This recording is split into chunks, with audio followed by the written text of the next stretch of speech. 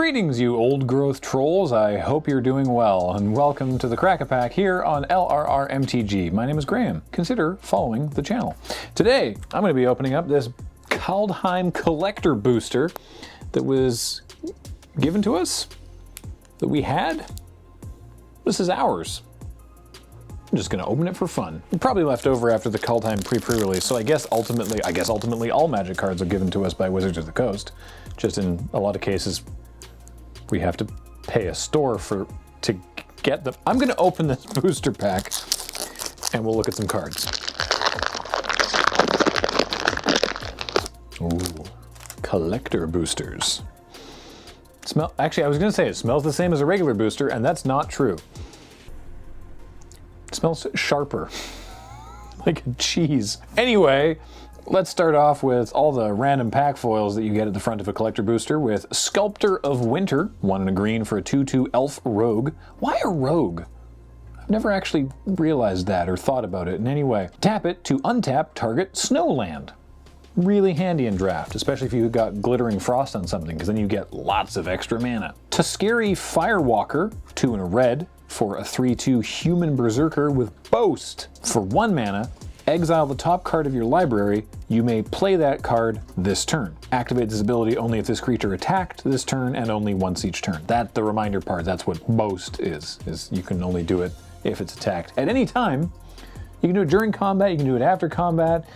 You don't have to. It took people a while to sort of figure all that out. It was like, all right, cool, we'll do all the attacks and then after combat. No, you can do it. Or some people were caught up with like, we gotta do it immediately. No, you can wait if the creature's alive. Note, creatures need to be alive to do things. It's not even true in a lot of cases in Magic, actually, so what a useless thing to say. Undersea Invader, 4 blue for a 5/6 giant rogue. Why is this a rogue? Again, I've never paid attention to the fact that either of these creatures are rogues. It's got flash, and it enters the battlefield tapped. So it's a real big surprise. You can't do like surprise blocky thing, but still, you can be like, you know, they pass the turn, you're like, cool, here's a 5/6, clunk, untap, hit you with it. Good times. Immersturm Raider is 1 and a red for a 2/1 Demon Berserker, and when Immersturm Raider enters the battlefield, you may discard a card. If you do, draw a card. Pretty cool. And the foil treatment is like, most of this is foil except for his skirt, kilt, loincloth thing, and his rippling abs and his head are not foily, but all of his armor is foily.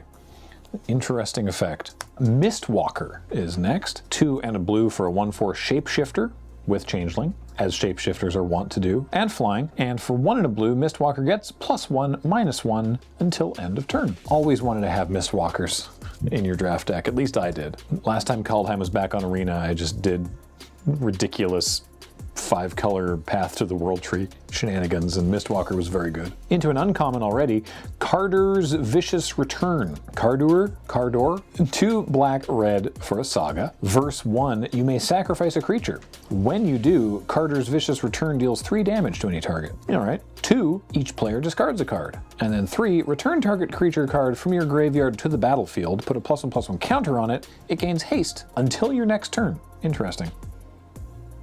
I wonder why. I guess if you have something with a tap ability, you want to be able to still do it on the opponent's turn, intervening your 2 turns. Sure, why not? Dwarven Hammer, 2 and a red for an artifact equipment. When it enters the battlefield, you may pay 2. If you do, create a 2/1 red dwarf berserker token, then attach the hammer to it. And the hammer says the equipped creature gets +3/+0 and trample, and it equips for 3. So yeah, for 5 mana, you get a 5/1 with trample.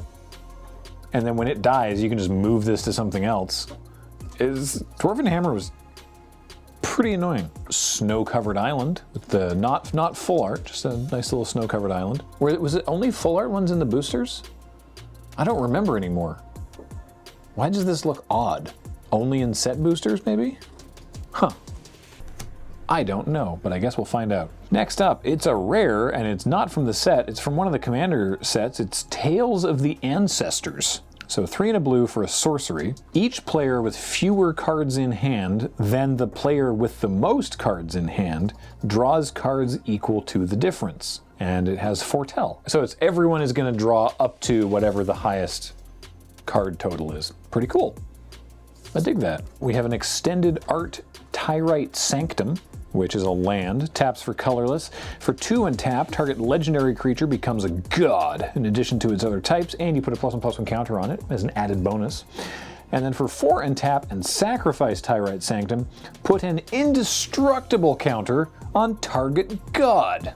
So it's like you are a god, and you are slightly more powerful. I'll come back later to make you immortal.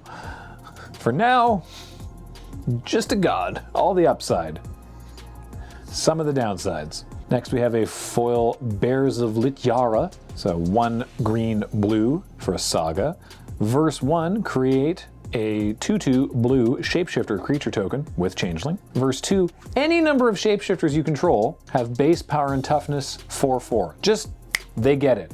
They're a 4/4 now. That Mistwalker, it's a 4/4. Still has flying, still has that ability, but instead of a 1/4, it's a 4/4 now. That 2/2 you made, now it's a 4/4.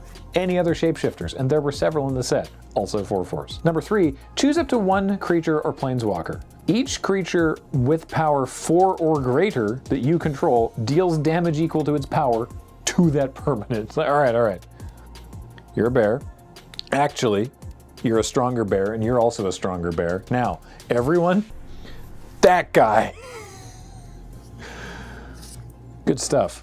We've got the showcase frame, all the cool runic art of Harald, King of Skemfar. 1 black, green for a 3/2 elf warrior with menace.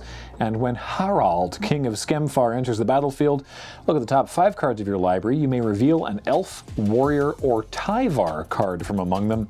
Put it into your hand, and put the rest on the bottom of your library in a random order.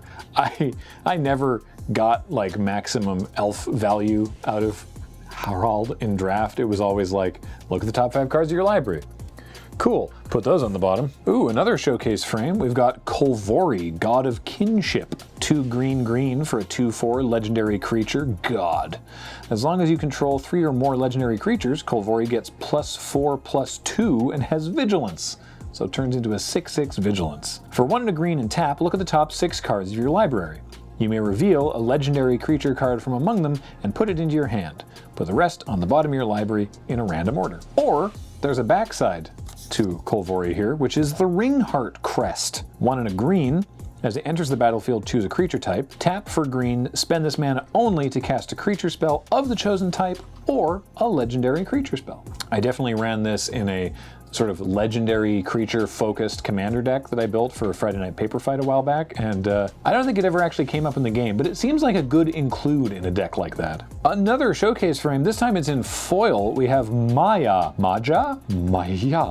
Bretagard Protector.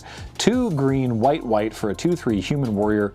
Other creatures you control get +1/+1, so just an anthem. And then, whenever a land enters the battlefield under your control, create a 1/1 white human warrior creature token.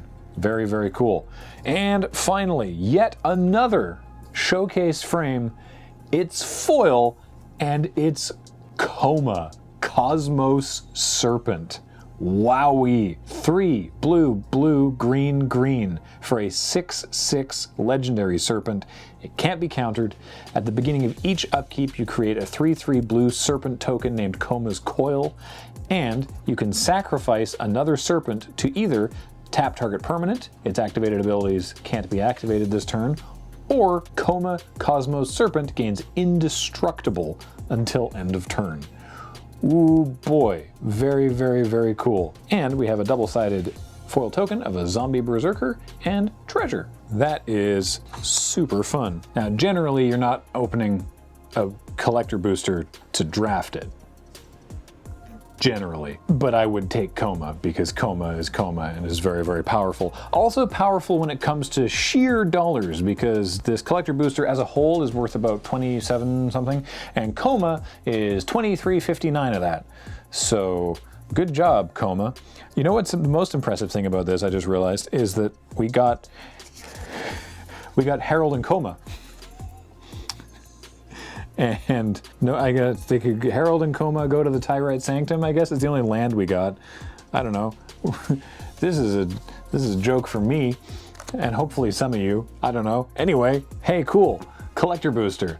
Thanks, wizards, probably. Until next time, if you want to send us a pack, it certainly doesn't have to be a collector booster. And it doesn't have to be anything, really. But if you did want to, you could send it to this address that's appearing on your screen right now. Everything we do is brought to you by you and your kind support of our Patreon at patreon.com/loadingradiorun, and we really appreciate it. I have been Graham. James has been sitting over there. Shoutouts to Matt for the edit, and I will talk to all of you next time. Bye, everybody.